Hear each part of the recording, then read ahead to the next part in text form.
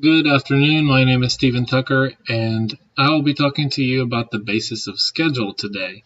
Now, the basis of schedule document has been produced for the downtown governmental complex, base bid and alternate bid, justice court facility, and library. The way these have been broken down is by volume. We have volume 1, the justice court facility base bid, and then the alternate bid is going to consist of volume 2 drawings, the library alternate bid.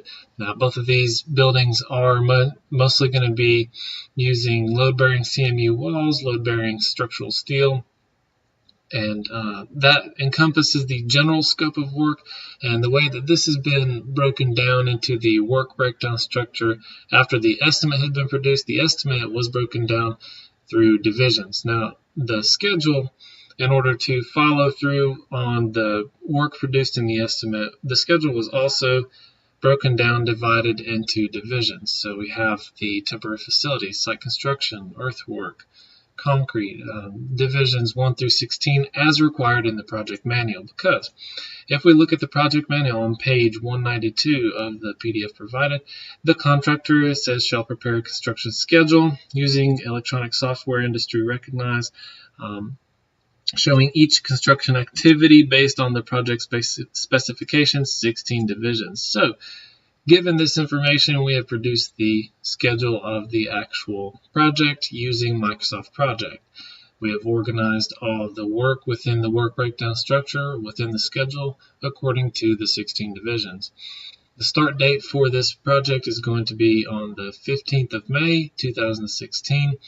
And the finish date, this is the inputted schedule into the basis of estimate document, and we can see the finish date for this project is going to be the 30th of June, 2017. So the total duration of this project is going to be 472 calendar days. Now, the given amount of calendar days within the project manual was 480 calendar days, as seen over here. An important thing to note on the basis of schedule document is how the relationships were given to include kind of the planning basis for the basis of estimate. Now, these relationships are dependent upon the work being accomplished within the two volumes, within the two bids. Obviously, divisions 3, concrete, divisions 5, metals are going to be self-performed, and all the other divisions are going to be subcontracted. Now, that being said, we have two buildings to construct. We have 480 days. How are we going to accomplish it? So the order of events, the sequence of activities has been determined using Microsoft Project activity relationships. As we can see, we have a predecessor column over here, and we have a successor column right next to it. We have resource loaded the schedule, and thus the cost appears in the cost column. So these relationships were given in the sequence of activities with the idea that a crew would perform an activity on volume 1 on the justice court facility. They would dig all the trenches within the earthwork, and then from there they were going to move to volume 2 to across the alleyway to the second building and go dig the trenches over there. So this is the general idea, that we would have the crews moving from volume 1 to volume 2 and so back and forth between the two projects, or rather between the two buildings within this project, in order to provide continuity and to not be in each other's way with the crews working on other activities within the project. So that will determine the relationships between the activities, which the relationships are listed within this predecessor and successor column, and then the resource column identifies which crew, which materials are to be used on the actual project, and then the cost column identifies the cost that has been produced within the estimate, but the schedule will reflect that cost as well.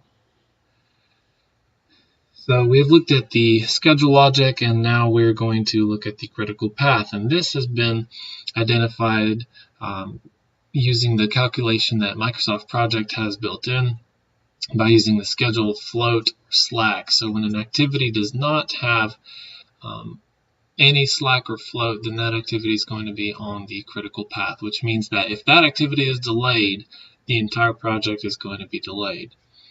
The end result, the final date, is going to be delayed if an activity on the critical path is delayed. So Those activities that have no slack or float have been determined on that critical path, which thus has produced our 472 calendar day calculation as per Microsoft Project.